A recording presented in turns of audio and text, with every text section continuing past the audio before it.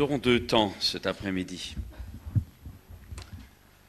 Un temps où je voudrais parler à chacun d'entre vous, clairement, honnêtement, de ce que ça veut dire, le service de Dieu, ce que ça vous coûte, dans la marche, vraiment, puisqu'il est marqué d'équipement du ministère, donc équipement au service. Mais il ne faut pas se rater. Si vous demandez un équipement pour un service pour lequel vous n'êtes pas appelé ou pour lequel le cœur n'est pas droit, ce même équipement va vous tuer. La même puissance de Dieu peut vous libérer ou vous détruire. Comme une prise de courant, elle peut faire passer la lumière. Si vous branchez un haut-parleur dessus, elle vous tue. Les choses de Dieu, c'est comme ça. Vous êtes clair, vous touchez, vous êtes béni.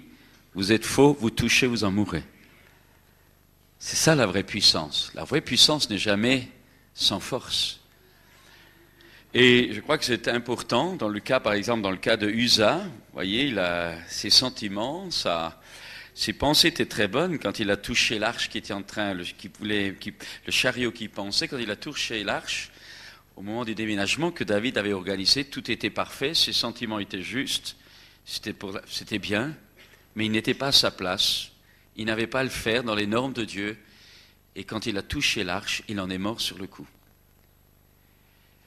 Je commence déjà à vous refroidir là. Je vais vous dire par là que le service de Dieu, c'est extrêmement important parce que quand vous êtes un simple chrétien et que vous cassez la figure, cela ne touche que vous ou les simples proches. Mais plus vous montez dans les responsabilités, plus les conséquences touchent les autres. Et plus Dieu vous utilise dans le ministère, plus si vous tombez, vous entraînez d'autres. Extrêmement important de savoir pourquoi on fait les choses, parce que nous pouvons être non pas seulement une occasion de chute pour nous, mais pouvons être pour les autres. Donc c'est extrêmement important que tu saches pourquoi tu veux servir le Seigneur, si tu as ta place, si c'est ce que tu veux, c'est lui qui le veut, pour que toujours à nouveau tu puisses avoir de l'assurance devant Dieu. Car si ton cœur ne te condamne pas, tu as de l'assurance devant Dieu. Donc, vous voyez, c'est extrêmement important. C'est extrêmement important et il n'y a pas de raccourci. J'aimerais encore dire cela. Nous sommes une société qui vit très très vite. Café instantané, même dans des petits sachets, comme là, c'est tout prêt. Mais quelqu'un a dit, ce n'est pas parce que tu mets une chemise plus grande que toi que tu pousses plus vite. Et c'est extrêmement important, chers amis. C'est extrêmement important parce qu'on voit trop de problèmes qui sont tout simplement parce qu'on est allé beaucoup trop vite. Et d'un autre côté, il ne faut pas aller trop lentement non plus. Comme quoi, la clé est marcher selon l'Esprit. C'est le Saint-Esprit, nous voulons suivre le Seigneur, nous voulons marcher derrière le Seigneur. Nous voulons suivre l'Esprit. Quand la nuée se levait, le peuple d'Israël bougeait. Quand la nuée s'arrêtait, 1 jour, 2 jours, 10 jours, 20 jours, il ne bougeait pas. Parce qu'à un moment donné, si vous avancez trop vite, vous n'avez plus de couverture. Et à ce moment-là, vous prenez des gifles. Par contre, quand vous traînez, c'est comme les traînards du peuple d'Israël, eh bien les Amalécites les attrapaient par derrière et ils les ramassaient. Donc, ce qui est important, comme dit l'apôtre Paul, de marcher d'un même pas. Alors, c'est l'après-midi, rassurez-vous, je ne vais pas être négatif, je ne vais pas vous couper le moral, je veux simplement souligner rapidement l'importance qu'il y a de comprendre que le service de Dieu, ce n'est pas de la rigolade. Le service de Dieu, ce n'est pas un jeu, ce n'est pas pour s'assumer, pour s'exprimer. Le service de Dieu, c'est réellement la plus belle des vocations. Mais c'est une sainte vocation. Extrêmement important. Alors, je vous invite à ouvrir vos Bibles dans l'évangile de Marc, au chapitre 6. Évangile de Marc, chapitre 6, et à partir du verset 30. Marc 6, 30. Les apôtres se rassemblèrent auprès de Jésus et lui racontèrent tout ce qu'ils avaient fait et ce qu'ils avaient enseigné.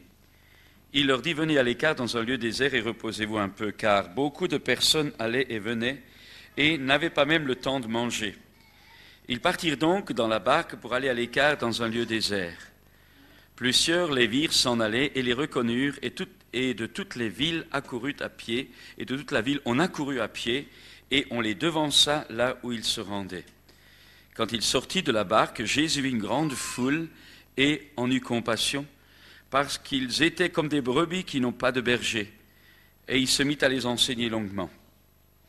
Comme l'heure était déjà avancée, ses disciples s'approchèrent de lui et dirent, ce lieu est désert, et l'heure est déjà avancée. Renvoie-les, afin qu'ils aillent dans les campagnes et dans les villages des environs pour s'acheter de quoi manger. Jésus leur répondit, donnez-leur vous-même à manger. Mais ils lui dirent, irons-nous acheter des pains pour 200 deniers et leur donnerons-nous à manger? Il leur répondit, combien avez-vous de pain? Allez voir. Ils s'en informèrent et répondirent, 5 et 2 poissons. Alors il leur commanda de les faire tous asseoir en groupe sur l'herbe verte, et ils s'assirent par rangées de 100 et de 50. Il prit les 5 pains et les 2 poissons, leva les yeux vers le ciel et dit la bénédiction, puis il rompit les pains et les donna aux disciples pour les distribuer à la foule. Il partagea aussi les 2 poissons entre tous. Tous mangèrent et furent rassasiés, et l'on emporta 12 paniers pleins de morceaux de pain et de poissons. Ceux qui avaient mangé les pains étaient 5000 hommes. Ça fait à peu près une dizaine de milliers de personnes avec les femmes, peut-être même plus avec les enfants. Dans ce récit, peut-être quelque chose d'étonnant, ou peut-être simplement un petit détail en passant, intéressant, il est resté 12 paniers, pas 13, pas 11, 12. Vous savez, Jésus donne, les chiffres sont très très importants dans la Bible, donc chaque chose dans la parole de Dieu qui est inspirée, chaque chose est inspirée. Donc, ces 12 paniers peuvent nous permettre, ce n'est pas écrit noir sur blanc, mais ces 12 paniers peuvent nous permettre de supposer la chose suivante. Jésus prend les 5 pains et les 3 poissons, il rend grâce devant tout le monde, et il remplit chaque panier des 12 disciples. 12 paniers, 12 disciples. Il remplit, il démultiplie. Vous savez, je n'ai pas le temps d'insister, mais la multiplication, ce n'est pas des grands... Moi, je m'imaginais toujours que c'était des grands camions. Non, c'est instantané. La farine ne diminue pas dans le pot, l'huile ne diminue pas dans le pot, il rend grâce et il rompt. Et à fur et à mesure qu'il rompt, il crée. À fur et à mesure qu'il crée, il rompt. À fur et à mesure qu'il rompt, il crée. À fur et à mesure qu'il crée, il rompt. À fur et à mesure qu'il rompt, il crée. 12 paniers pleins. Et les disciples partent. Et à ce moment-là, c'est de nouveau la distribution. Et dans chaque panier, le même phénomène, je le crois, se passe entre les mains des disciples. Ce qui fait que quand tous sont rassasiés, vous avez 12 paniers pleins. C'est quelque chose d'étonnant. Je ne dis pas que c'est écrit noir sur blanc dans la Bible, mais on peut le supposer. Et c'est quelque chose d'étonnant, c'est-à-dire que l'onction de création et de multiplication qui a commencé dans la personne de Jésus, qui a accompagné ces morceaux de pain et de poisson démultipliés, a continué à se développer au travers des mains des disciples. C'est quand même intéressant pour nous, parce que Jésus a dit que ceux qui croiraient en lui feraient les mêmes miracles. Je dis cela en passant, mais le sujet de ce soir, c'est ceci, on pourrait donner comme titre général, Dieu démarre de ce qu'on lui donne, même si c'est le nécessaire, quand il nous le demande. Quand Dieu veut faire quelque chose avec nous ou au travers de nos vies, eh bien Dieu démarre de ce qu'il nous donne. Quand Dieu veut nous donner quelque chose, voilà plutôt la pensée claire, quand Dieu veut nous donner quelque chose, il se permet de prendre ou de demander ce que nous avons, même si c'est le nécessaire, quand il le juge nécessaire. Dans 2 Corinthiens 8, 9, vous connaissez cette parole de l'apôtre Paul qui dit « Car vous connaissez la grâce du Seigneur Jésus-Christ qui, pour vous, s'est fait pauvre, de riche qu'il était, afin que par sa pauvreté vous soyez enrichis. » En un mot, Jésus n'a pas commandé quelque chose qu'il n'a pas d'abord vécu lui-même. Je crois que c'est clair, ça, dans Luc 6, 38, Jésus dira « Donnez et l'on vous donnera, on versera dans votre sein une bonne mesure, serrée, secouée et qui déborde, car on vous mesurera avec la mesure dont vous mesurez. » N'oubliez jamais dans la suite de ce que je vais dire. Dans Malachie 3.10, il y a aussi ce texte. « Apportez à la maison du trésor toutes les dîmes, afin qu'il y ait des provisions dans ma maison. Mettez-moi de la sorte à l'épreuve, dit l'Éternel, et vous verrez si je n'ouvre pas pour vous les écluses du ciel, et si je ne déverse pas sur vous la bénédiction, et écoutez bien la suite, au-delà de toute mesure. » En un mot, je résume ce que nous avons déjà partagé, le monde demande, la mentalité, la conception du monde demande pour être heureux.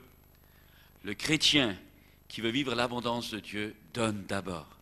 là où Dieu le lui demande, car il y a plus de joie à donner qu'à recevoir. Ce sont deux structures mentales tout à fait différentes, ce sont deux conceptions de vie tout à fait différentes, ce sont deux gestions de vie diamétralement opposées. La première, celle du monde, conduit à la frustration et à l'insatisfaction. La deuxième, qui commence par l'abandon, se termine par l'abondance. Il y a plus de joie à donner qu'à recevoir. Alors, j'aimerais cet après-midi, avant d'être très très pratique dans la marche de l'Esprit, puisque tout à l'heure nous parlerons des manifestations pratiques de l'Esprit dans l'évangélisation, dans le service pour Dieu, eh bien j'aimerais quand même rappeler dans un premier temps les domaines que notre Dieu se permettra de nous demander si nous voulons voir sa gloire. Je ne dis pas si nous voulons être un bon petit religieux, la religion de papa ou de maman, ou la religion classique, même pentecôtiste. Je dis, si vous voulez voir la gloire de Dieu, il va falloir accepter certaines choses que Dieu va vous demander. Ça dépend de nos vies, ça dépend de nos circonstances, ça dépend de nos vocations, mais Dieu va se permettre progressivement de toucher certains des domaines de notre vie. La première chose, je résume rapidement, la première chose que Dieu se permettra, à la base, de nous demander, c'est votre vie et ma vie. Pas une vie partagée, pas c'est ma vie, le sens de votre vie, les priorités de votre vie. Je vous rappelle que Jésus n'est pas venu pour faire des chrétiens, il nous a ordonné de faire des disciples. Dans Matthieu 28, allez, faites de toutes les nations des disciples, les baptisant au nom du Père, du Fils et du Saint-Esprit, et enseignez-leur à observer, c'est-à-dire à mettre en pratique ce que je vous ai prescrit. Le disciple, c'est quelqu'un qui écoute et qui met en action. Et ça, c'est extrêmement important. Je voudrais dire quelque chose que le peuple de Dieu n'est absolument plus habitué à entendre, peut-être, ou à accepter, ou à vivre. C'est tout simplement ceci: quand tu te donnes à Jésus-Christ, tu donnes tout ce que tu es, tout ce que tu as, tout ce que tu veux faire, ton avenir, ton passé, tu lui donnes tout et on n'en discute plus. C'est ça le démarrage de la vie chrétienne. C'est un abandon total de ta vie entre les mains de Dieu. Et c'est justement parce que les gens n'osent pas, parce que le style de vie du monde est encore bien imprégné dans le cerveau des gens, parce que la voie de l'appel d'abandon total est quelque chose qu'on traite souvent maintenant de fanatisme ou d'engagement trop fort. Cela engendre des chrétiens timorés, cela engendre des chrétiens non libérés, parce que si tu as tout donné, tu n'as plus rien, mais au même moment tu as tout, parce que Dieu devient ta richesse à toi. Et c'est extrêmement important, dans la parole de Dieu, Dieu dit: mon fils, ma fille, donne-moi ton cœur et que tes yeux se plaisent en mes voies. L'apôtre Paul dira, vous ne vous appartenez plus à vous-même, car vous avez été rachetés à un grand prix. Il faut bien que vous ayez conscience, en tant que chrétien, en tant qu'enfant de Dieu, vous ne vous appartenez plus. Et vous, c'est tout ce que vous êtes, c'est tout ce que vous avez, c'est tout ce que vous voulez faire. Vous ne vous appartenez plus, je ne m'appartiens plus. C'est clair, c'est net. La Bible est très claire, vous êtes morts avec Christ. Et puis, c'est encore un peu plus loin, l'apôtre Paul parlera en disant, ils se sont d'abord donnés eux-mêmes à Dieu et puis à nous. Pourquoi il y a tellement peu de chrétiens engagés envers les hommes? Parce qu'ils n'ont pas accepté de d'abord s'engager totalement envers Dieu. Et tu ne pourras jamais t'engager totalement dans le service pour les autres si tu n'as pas d'abord accepté de t'engager totalement dans le service envers Dieu. Ils se sont d'abord donnés eux-mêmes à Dieu et ensuite à nous, dit l'apôtre Paul. Alors, vous ne pouvez, je le rappelle, c'est fait très vite, Jésus plutôt a dit, vous ne pouvez servir deux maîtres. Et j'aimerais rappeler que le disciple, c'est quelqu'un qui a réglé 4 ou 5 points de sa vie, très simplement. Le premier point qu'on reconnaît un disciple, c'est, comme l'a dit Jésus,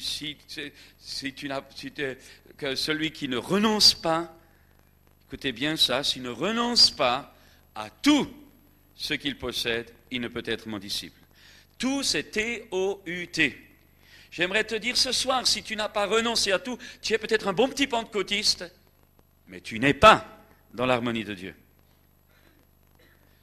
Celui qui veut être mon disciple, si quelqu'un n'a pas renoncé à tout, il ne peut être mon disciple. Et je vais rapidement vous dire ce que c'est que le tout. Ça encore, on donne des enseignements pour édulcorer, pour affaiblir les exigences du Christ. Jésus, ce n'est pas moi qui le dis, c'est Jésus. Vous avez réclamation à faire, vous la faites auprès de lui. Il a dit, si quelqu'un n'aime pas son père, sa mère, sa femme, ses enfants, et même sa propre vie, puisque moi, il n'est pas digne de moi. Nous, on dit la famille d'abord, on dit toutes sortes de choses. Vous savez, moi personnellement, je crois qu'il y a des moments où Dieu nous demande de mettre notre famille sur l'autel, alors que d'autres moments, au contraire, il faut donner priorité à notre famille. Il y a des moments donnés où ma femme, il faut la mettre sur l'autel, et d'autres moments, au contraire, il faut que maintenant, c'est le moment de Dieu que je m'occupe de ma femme, et je laisse tout le reste. En un mot, ce que je veux dire, nos priorités, nous n'avons pas à les classer, comme nous le faisons parfois, pour échapper, pour certains je parle, pour échapper à nos responsabilités. Parce que moi j'en ai vu des jeunes qui voulaient servir le Seigneur, mais comme la femme ne voulait pas qu'il s'en aille à telle et telle heure parce qu'il voulait qu'il reste à la maison, parce qu'elle voulait qu'il reste à la maison, il disait d'abord la famille. Mais je dis alors fiche le camp, je n'ai plus besoin de toi. Je veux dire ce soir que l'engagement chrétien c'est un engagement total. Si tu veux voir la gloire de Dieu, il faut que tu sois prêt à monter sur l'autel de Dieu. J'aimerais te dire que le feu de Dieu ne descend jamais sur un autel vide. Il faut qu'on arrête ça. La marche avec Dieu, c'est un engagement total. La réalité de Dieu, c'est le feu qui doit descendre. Et pour que le feu descende, il faut que tu montes sur l'autel. Dans ce que tu es, dans ce que tu veux, dans ce que tu as. Ça ne veut pas dire que je ne veux pas m'occuper des miens. Car celui qui ne prend pas soin des siens est pire qu'un infidèle. Attention, il n'y a pas la fuite dans la paresse, il n'y a pas la fuite dans le refus de travailler, il n'y a pas la fuite d'assumer ses responsables de chef de foyer. Ce n'est pas ce que je veux dire. Je veux simplement dire qu'il faut que tu sois libre quand Dieu demande. Êtes-vous libre? Êtes-vous libéré de la famille? Êtes-vous libéré de vos biens? Êtes-vous libéré de vos objectifs? Êtes-vous libéré de vos désirs même de servir le Seigneur? Vous savez, quand Dieu a demandé quelque chose d'étonnant, Abraham a attendu pendant presque 80 ans, 90 ans. Bon, son gosse est né Isaac est né à 100 ans, mais regardez, Abraham a attendu des années. Même après que Dieu lui ait donné la promesse, il a attendu des années pour avoir l'enfant de la promesse. Et voilà que lorsque c'est Isaac, à l'âge de 15-16 ans, ce don de Dieu, Dieu va le lui redemander. Et dans ta vie, dans ma vie, si réellement tu marches avec Dieu, que tu sois homme ou femme, si réellement tu veux servir le Seigneur, Dieu va se permettre de te redemander ton service et de te redemander ton ministère. Périodiquement, ça va venir, au travers des circonstances, au travers des attaques, au travers des hommes, au travers des choix, pour que toujours à nouveau tu te rappelles que tu n'es pas un propriétaire, mais que tu es simplement un canal de la Seigneurie de Jésus-Christ au travers de ta vie. Chers amis, il faut qu'on creuse la vie chrétienne. Il y a trop de superficialité. Vous savez, Dieu se permettra. Alors, première chose, si quelqu'un ne renonce pas à tout ce qu'il possède, il ne peut pas être mon disciple. Ça me rappelle, il y a 2 ou 3 ans, c'était au séminaire de Saint-Laurent-du-Pont. Un matin, il y a eu une parole de connaissance pour quelqu'un dans l'auditoire. Et cette parole de connaissance disait qu'il y avait une personne dans cet auditoire qui avait dit au Seigneur le jour précédent, dans sa chambre, en se mettant à genoux, Seigneur, je te donne tout. J'en ai assez d'une vie superficielle, j'en ai assez d'une vie médiocre. Seigneur, je te donne ce que je suis, mon avenir. L'opposition de ma famille, elle est là, mais je ne veux pas tenir compte maintenant. Je te donne ma vie et je veux te servir. Et donc le lendemain, cette parole de connaissance dans l'auditoire dit, vous avez dit ça dans votre chambre, et vous avez dit maintenant, Seigneur, je veux te servir et je veux te suivre, je donne totalement à toi.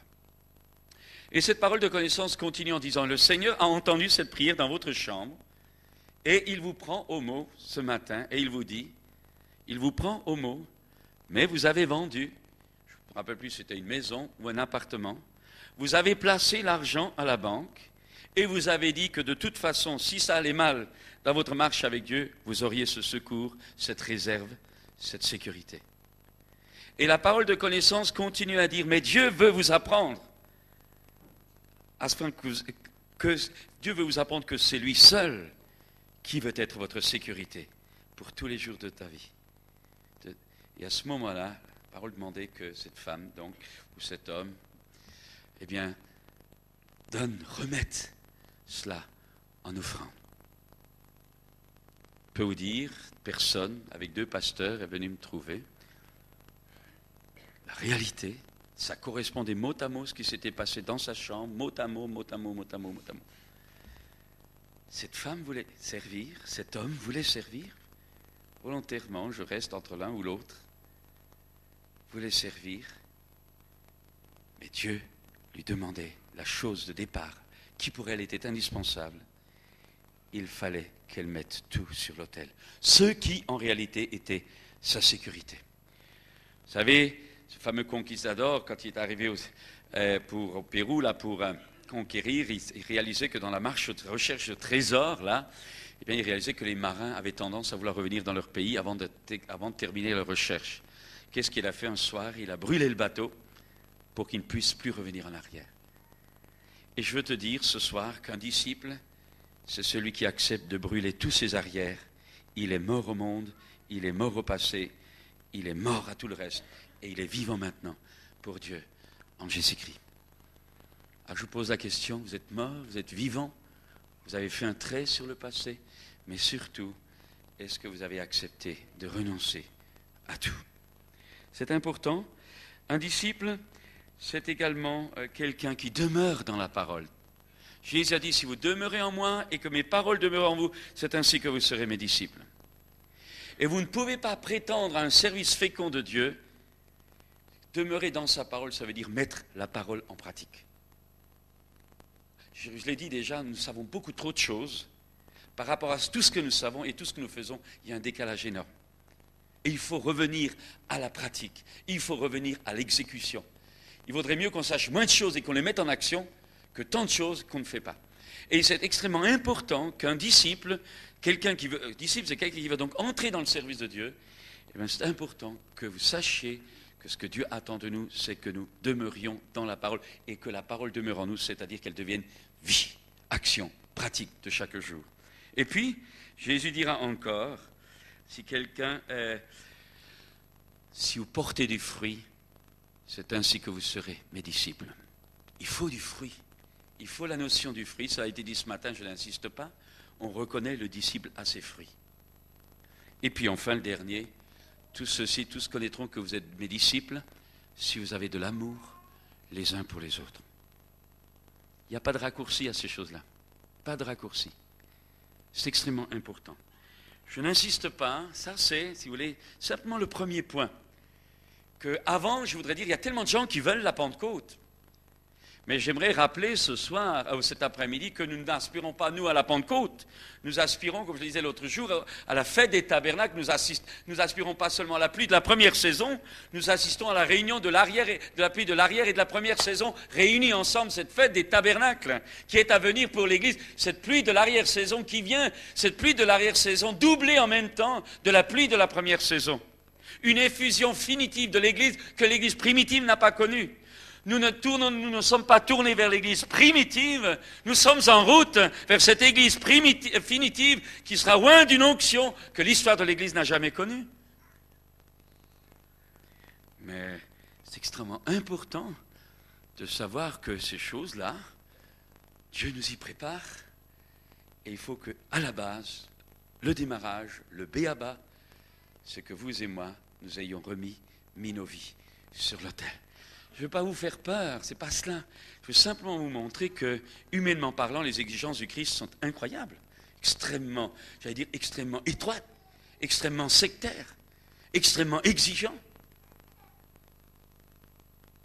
Il parlera de large est le chemin, large est la porte qui mène à la perdition, étroit est le chemin. L'apôtre Pierre dira, si le juste se sauve avec peine, rendez compte.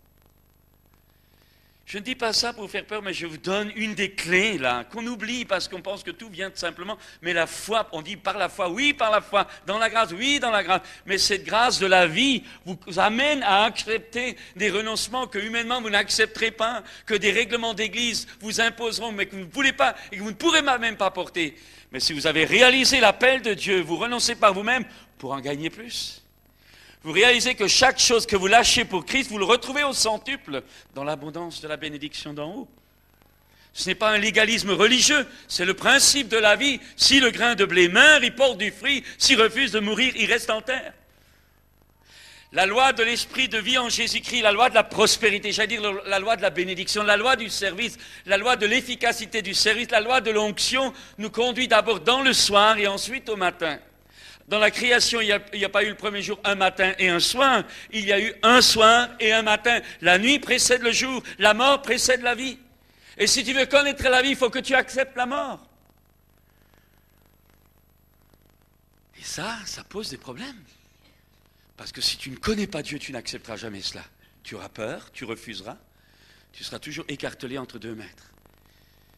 Mais si tu as réalisé l'amour de Dieu, si tu réalises l'appel et la vocation à laquelle tu es appelé, alors rien n'est trop dur, parce que l'amour de Christ te presse.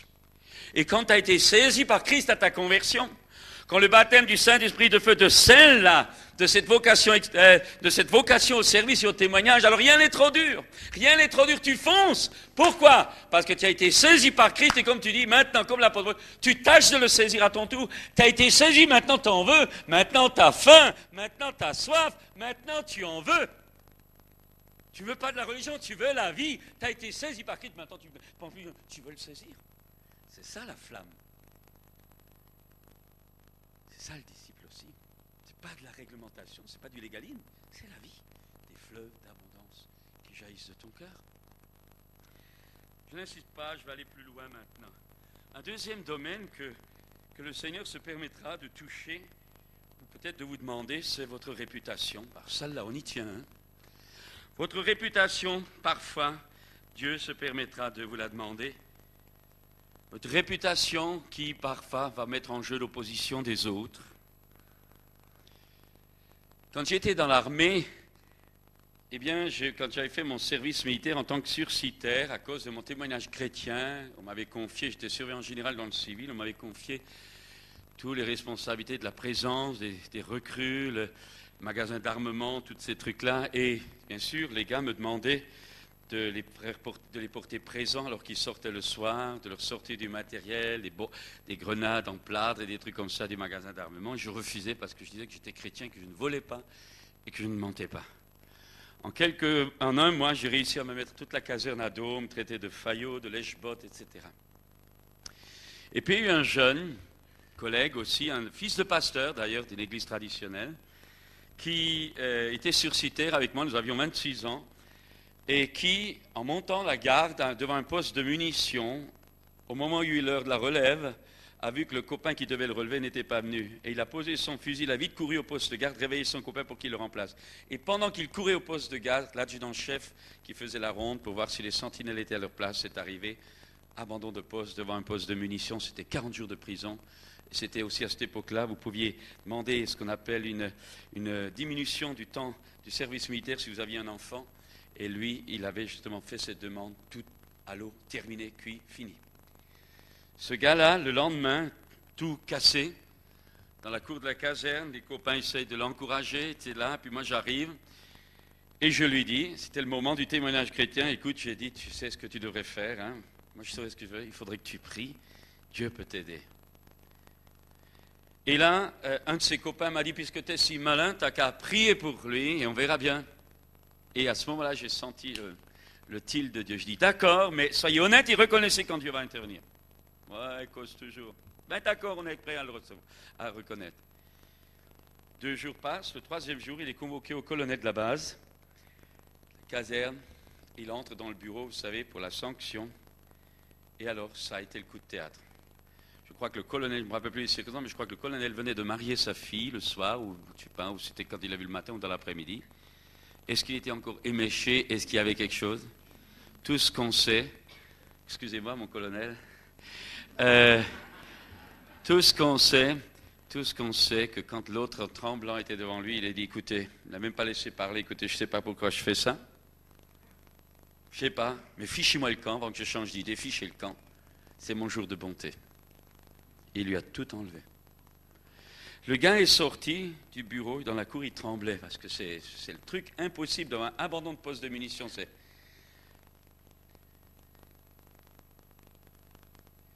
Et quand il m'a présenté à sa femme, plus tard, quand je l'ai rencontré dans la rue, il m'a présenté à sa femme et il m'a dit, tu sais, c'est celui-là qui avait prié. Un fils de pasteur a besoin d'un petit chrétien évangélique de temps en temps. Mais à partir de ce moment-là, ça s'est su. Puis ensuite, on m'a demandé de partir On m'a demandé, comme j'étais sorti major de ma promotion, parce que c'est pas parce que j'étais meilleur que les autres, tout simplement j'étais chrétien, j'étais sérieux, ponctuel, correct, etc. Alors je suis sorti major de ma promotion, et alors on a voulu me faire partir en formation spéciale pour les armes spéciales. Et comme j'avais un appel au ministère, moi je faisais pas d'obligation pour les autres, mais je savais que c'était pas mon rayon, et j'ai dit non, il vaut mieux envoyer quelqu'un d'autre. Moi, j'ai un appel au ministère, je ne rentre pas, c'est pas ma vocation, je ne veux pas. Alors on m'a fait le chantage, nous avons besoin de tant de gradés, ou vous partez, ou alors vous ne pouvez pas rester à ce bataillon de formation, ou vous partez, ou alors on vous enlève votre poste et vous allez en bataillon opérationnel, c'est-à-dire je venais de me marier, c'était la destruction de tout, c'était en pleine montagne, etc. C'était vraiment la vie à la dure, de commando.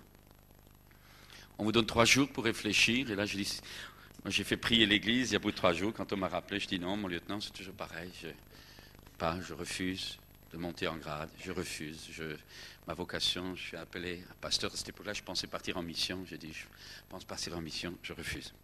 Vous aurez de mes nouvelles, on m'a fait une pression, et puis depuis ce jour-là, quand j'ai dit ça, le lendemain, ce lieutenant qui était extrêmement agressif, la main de Dieu s'est posée sur lui, et à partir de ce moment-là, non seulement il a envoyé un autre à ma place, mais à partir de ce moment-là, j'ai trouvé grâce devant ses yeux. Nous entrions dans la période de mai 68, et il y avait plein de problèmes. Il y avait un fils de général dans la caserne, gauchiste, qui faisait tout, et personne n'osait le toucher parce que c'était le fils du général. Alors c'est moi, surveillant général dans le civil, qu'on chargeait de maîtriser quand il y avait la bagarre dans les réfectoires, etc. Et à ce moment-là, j'ai vu Dieu commencer à m'aider. Et ça, c'est su dans la caserne qu'au risque de partir en commando, eh bien, j'avais refusé le grade.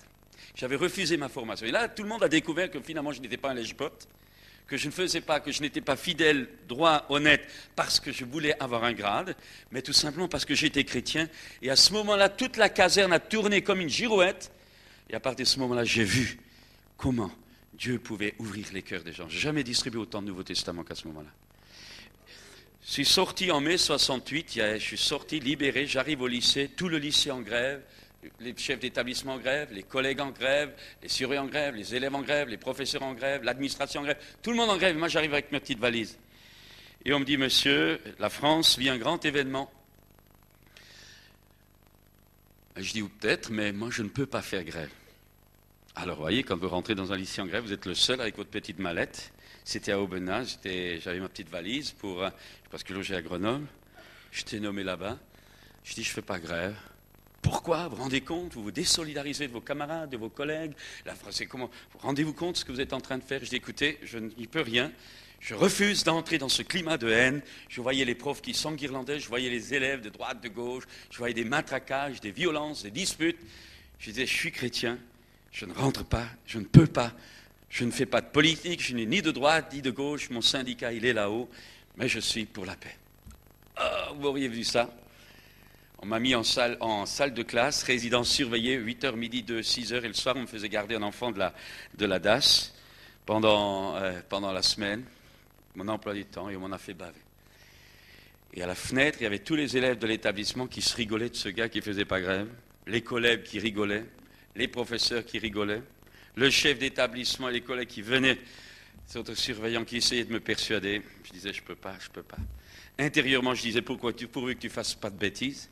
Il y avait des chrétiens de mon église qui disaient, mais moi je fais grève pour ne pas me désolidariser des camarades pour le témoignage chrétien. Et moi je refusais de faire grève pour le témoignage chrétien. Je me disais, là-haut, Dieu, il va prendre un corticolis, là. Ça a duré plusieurs jours, et puis à un moment donné, il y a eu l'appel de Gaulle, et puis un premier gaulliste, lui par option politique, est venu me rejoindre dans tout ça, commencé à lui donner l'évangile, et puis le Nouveau Testament, et puis des collègues sont venus, et commencé à distribuer des Bibles. Finalement, mai 68 s'est arrêté, mais à partir de ce moment-là, j'ai vu Dieu changer l'atmosphère de ce lycée. Tous les collègues, tous les collaborateurs, les élèves, tout ça ont commencé à me respecter, un respect que je n'avais jamais eu auparavant. Et je peux vous dire que mon meilleur rapport académique et d'enseignement que j'ai eu, c'est de cet établissement-là. Homme, caractère particulier, ascendant particulier sur ses collaborateurs, sur ses élèves. C'est incroyable ce qu'il m'a mis, alors qu'il m'avait dit qu'il allait me saquer. Et j'ai appris cette leçon. Si tu ne veux pas faire des adeptes dans ton église, si tu ne veux pas faire des tressés dans ton église, si tu veux réellement faire des nouveau-nés, des gens régénérés, Si tu ne veux pas faire, si tu veux réellement faire des gars et des filles qui en veulent, des réels convertis, il faut que tu acceptes par ton témoignage d'être d'abord rejeté. Quand Dieu le permet, pour les gagner mieux ensuite. C'est une clé que peut-être il est difficile de vivre, mais je n'ai pas le temps de vous en parler, mais c'est une réalité. Un jour, Dieu m'a appuyé dans une troisième forme de leçon à cette période-là, quand je suis rentré dimanche matin dans l'église, au moment où on a eu la distribution de la Sainte Seine. Ce matin, nous avons pris la Sainte Seine. Et nous savons qu'en prenant le pain et le vin, nous entrons en communion avec le corps de Christ. Nous croyons que c'est une coupe de bénédiction, que nous prenons ça. Nous sommes tous convaincus. Mais je vais vous dire, la seule fois dans ma vie où j'ai avalé cette coupe de travers, c'était ce jour-là. Ou au moment où j'ai pris le pain et j'allais l'avaler, il y a une prophétie dans la salle. Et je savais que cette prophétie était pour moi. J'ai arrêté, j'ai gardé ma main. Et l'autre frère qui distribuait la coupe, m'a donné la coupe. Je me suis retrouvé d'un côté la coupe, de l'autre le pain. Et à ce moment-là, la puissance de Dieu m'a traversé. Je tremblais et j'ai réalisé là quelque chose d'extrêmement important, c'est que le pain et le vin que je tenais là, dans ma main, c'est comme si, vous savez, j'ai comme une sorte de vision, comme si c'était comme cette fameuse, vous savez, dans les légendes, le Saint Graal. Je réalisais qu'il y avait un rayonnement spirituel, il y avait une gloire intérieure, il y avait une sainteté, j'avais la sainteté même du Christ qui était dans ma main. Il n'y avait pas de transsubstantiation, il n'y avait rien de tout ça. C'était simplement, au travers de ce pain et ce vin, Dieu me montrait que je tenais dans ma main la gloire même de Dieu. C'est extrêmement fort, et je tremblais là, j'étais comme paralysé. Et en même temps, les paroles prophétiques qui venaient extérieurement et intérieurement la voix de Dieu qui confirmait. Et Dieu me disait, je veux mettre dans ce pain que tu vas avaler et je veux mettre dans cette coupe que tu vas boire des noms d'hommes, des noms de femmes qui vont devenir tes adversaires dans l'Église. Vous savez, on est loin de la petite religion de papa et de maman. C'est vite dit, c'est sympa quand on discute comme ça. Mais quand vous l'avalez, ça fait mal. C'est la seule fois de ma vie où j'ai vécu ça. Et je peux simplement vous dire, je me rappelle intérieurement, j'ai dit à Dieu, un tel est la voix de Dieu intérieurement. Oui. Une telle, oui. Un tel, oui. Une telle, oui. Un tel, plus rien. À ce moment-là, j'ai su qu'il ne fallait plus insister. C'est comme si Dieu disait, là, ça ne te regarde pas. Et heureusement que Dieu ne me l'a pas dit oui, j'aurais quitté l'église à ce moment-là. Et en tremblant de tout mon corps, j'ai avalé le pain, vous savez, j'avais l'impression d'avaler du gravier. Et j'ai bu la coupe, ma main tremblait, parce que je savais que les difficultés allaient commencer. Ça n'a pas traîné. 3 semaines après, c'était la bourrasque. Des amis très chers, ils étaient perdus, des membres de ma famille qui se sont dressés. Je ne vais pas rentrer dans les détails, extrêmement dur. C'est l'école de Dieu pour le service. Et je n'aurais pas passé par ces périodes difficiles, je ne tiendrai pas les coups aujourd'hui. Avec la responsabilité de 500 églises au Centrafrique, 80 au Tchad, orphelinat, je ne veux pas parler de tout, les écoles bibliques, etc. Tout ce que nous avons en France ou ailleurs, mais je ne tiendrai pas le coup. Depuis longtemps, j'aurais pris une crise cardiaque. Vous savez, quand vous êtes responsable de toutes sortes de départements, vous avez un téléphone. Et vous pouvez recevoir, en l'espace d'une demi-heure, vous pouvez recevoir des coups de téléphone de Bangui, vous pouvez recevoir des coups de téléphone du Tchad, vous pouvez recevoir les coups de téléphone d'une église annexe, vous pouvez recevoir les téléphones d'un pasteur, vous pouvez recevoir les téléphones de chrétiens, vous pouvez recevoir des téléphones administratifs, et tout, c'est tout négatif, tout vous tombe sur le rable. Et à ce moment-là, vous réalisez que vous êtes le poste central de toute une attaque qui vous attaque dans toutes les œuvres. Et si à ce moment-là, vous n'avez pas de formation, vous craquez. Vous craquez. Si vous n'êtes pas appelé, vous y laissez votre peau.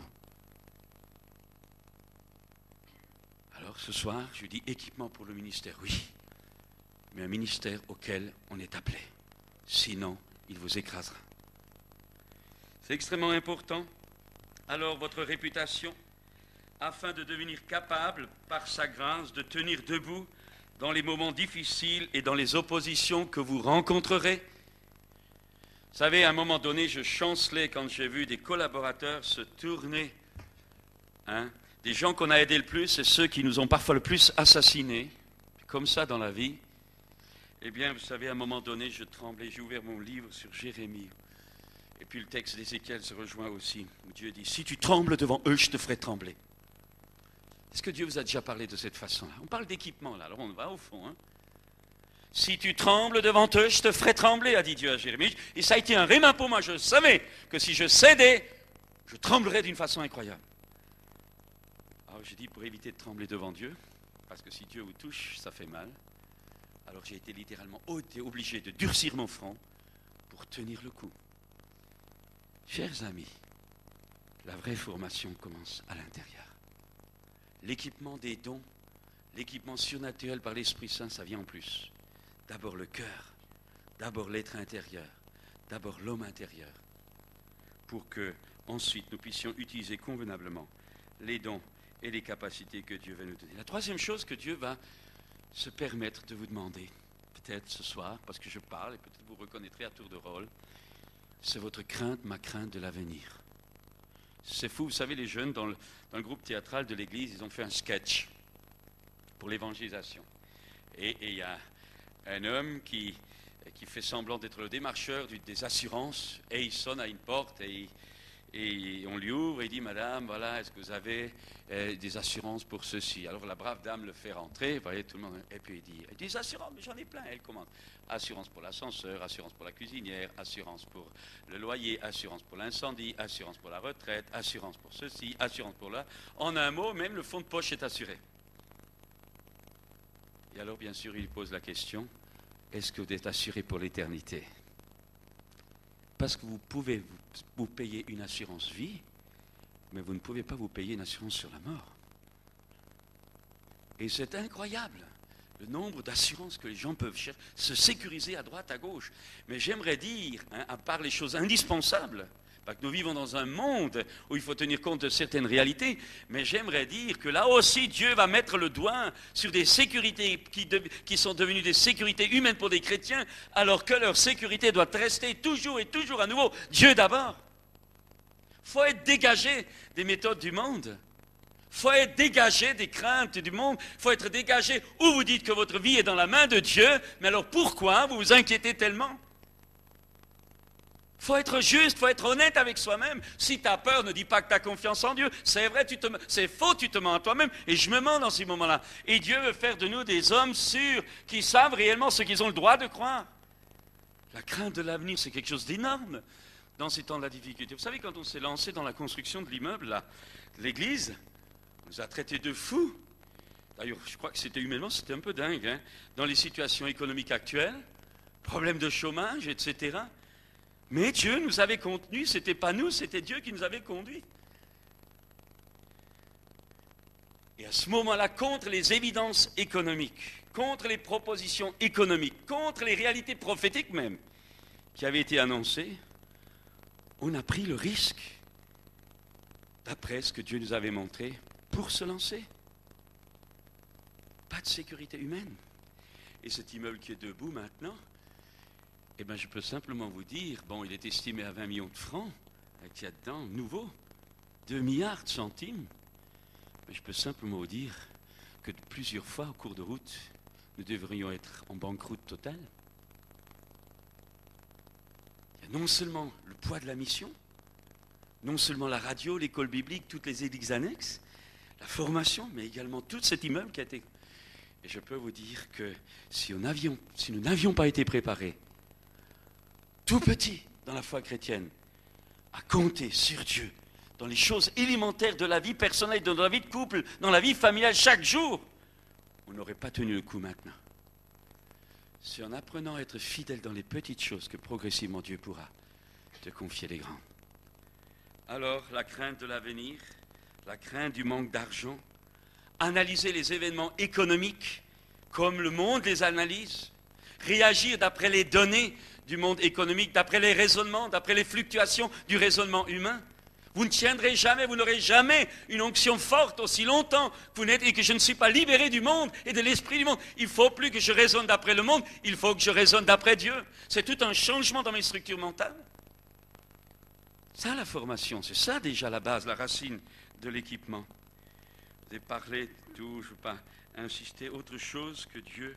Vous savez, quand il a fallu démissionner de notre travail, je crois que nous sommes plusieurs ici à l'avoir fait, Il y a des gens qui pensent qu'en démissionnant, Dieu nous pousse tellement que c'est en rigolant, en buvant un soda, que ça se fait tout seul. Alléluia, je quitte mon travail, j'annule tout mon passé, ma retraite, tout fichu en l'air, tout simplement parce que Dieu me pousse. C'est pas vrai.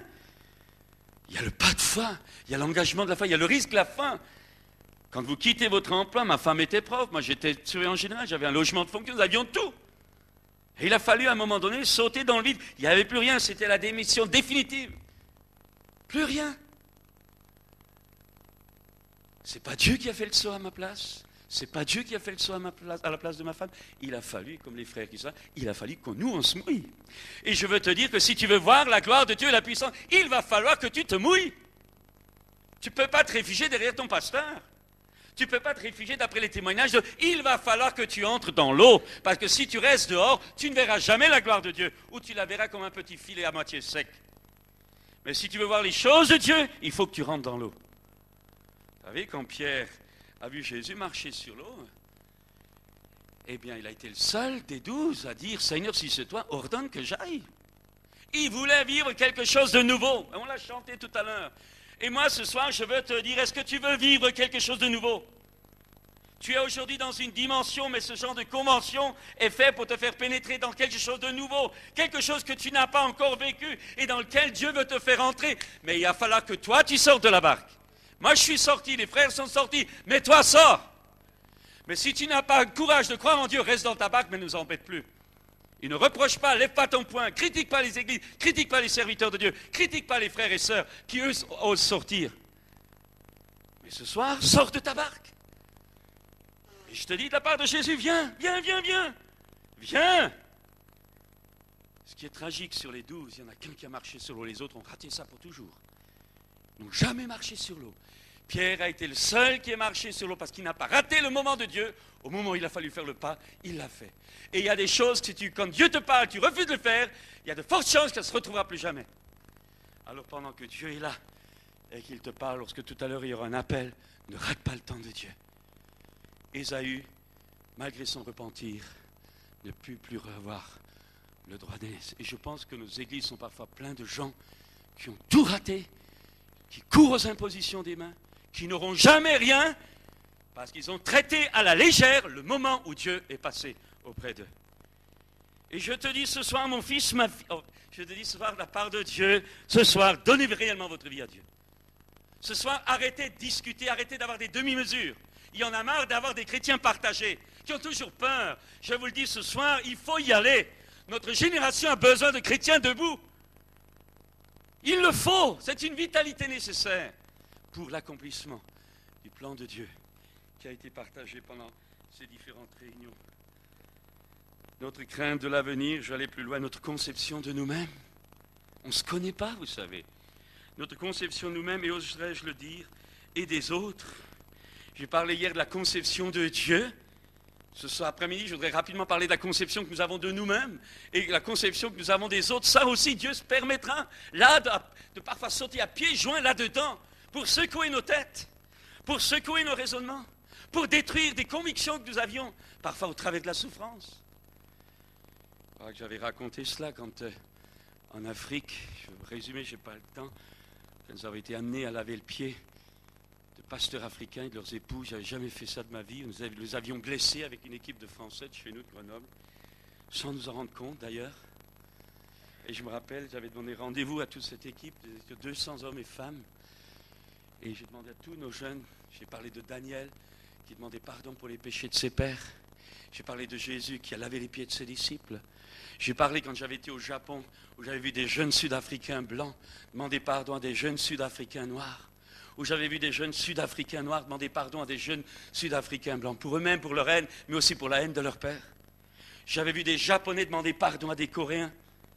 J'avais vu des Coréens demander pardon à des Japonais. J'ai vu des Français demander pardon à des Allemands parce que leur père, Maquisard, avait tué des Allemands. Et j'ai vu des Allemands demander pardon à des Français pour ce que leur père avait fait. C'était juste avant l'ouverture de la Chine. C'était à Kobe, au Japon. Je peux simplement vous dire une chose. Je rappelais cela. Et puis, quand j'ai fini, j'ai demandé à toute notre équipe de se lever. Et je dis maintenant, nous voulons, au nom de toute notre équipe, vous demander pardon pour le mal que nous avons fait. Nous avons plaisanté, nous sommes venus avec notre culture européenne, nous n'avons même pas réalisé que nous avons blessé. Voulez-vous nous pardonner? Un silence de mort. Et puis j'ai continué.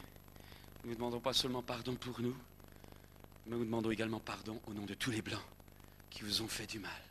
Parce que je peux vous garantir qu'il y a eu des bons Blancs, mais croyez-moi, il y en a eu aussi d'autres. Et je peux vous dire, parfois, des missionnaires racistes, ça existe malheureusement aussi. Ah, alors là, silence de plomb. Et puis je continue, si vraiment vous acceptez de nous pardonner, est-ce que vous permettez que nous venions vous laver les pieds?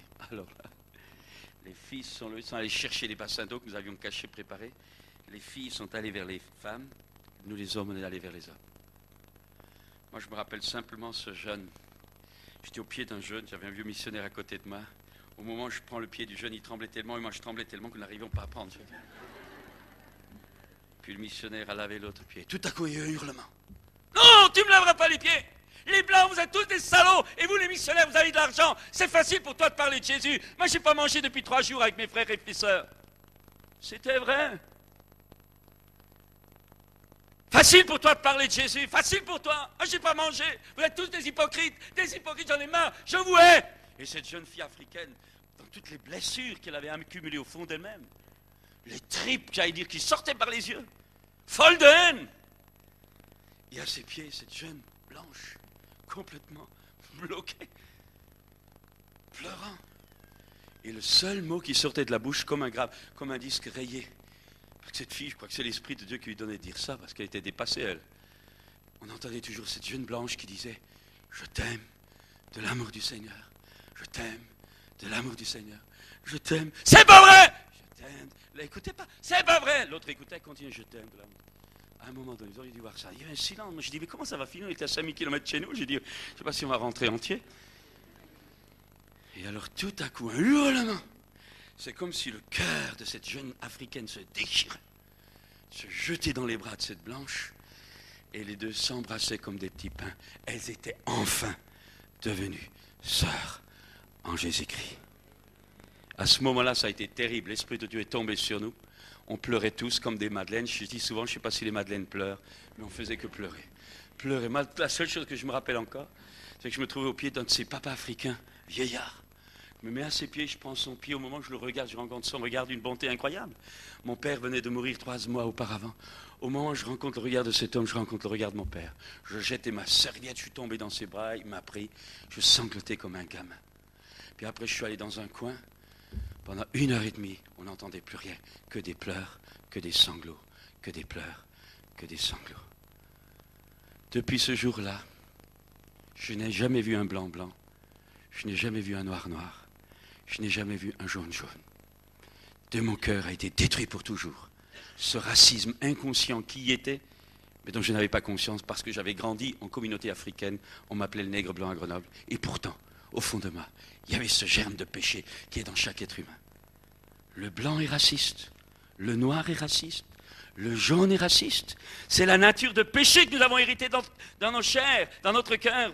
Nous hérités de nos parents, Adam et Ève. Mais Christ est venu et a brisé cette puissance-là. Il faut y passer. Il faut y passer. Alors, quelle est la conception que vous avez de vous-même?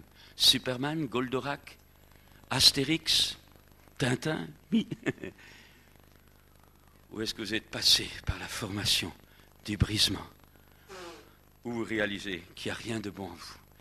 Et que la seule chose valable que nous avons, nous les chrétiens, c'est Christ en nous, l'espérance de la gloire. Ce n'est pas de la connaissance, ce n'est pas de l'embrigadement, ce n'est pas du lavage de cerveau, ce n'est pas des alléluia, c'est la vie. Parce que ta vie humaine a été brisée, et la vie nouvelle du grain de blé qui est mort, mais maintenant, qui ressuscite ce grain-là, il est du vrai. Et j'ose le dire, il y a tellement de problèmes dans l'œuvre de Dieu, parce que tout le monde veut servir Dieu, mais avec nos capacités humaines, avec nos dons humains. Alors on parlera de dons sanctifiés, d'accord, mais la nature profonde n'est pas crucifiée. Et comme ce n'est pas l'esprit qui conduit, mais la bonne volonté, il y a des télescopages, il y a des bagarres, il y a des divisions, il y a des rivalités, il y a tout ce que vous voulez, sauf la gloire de Dieu.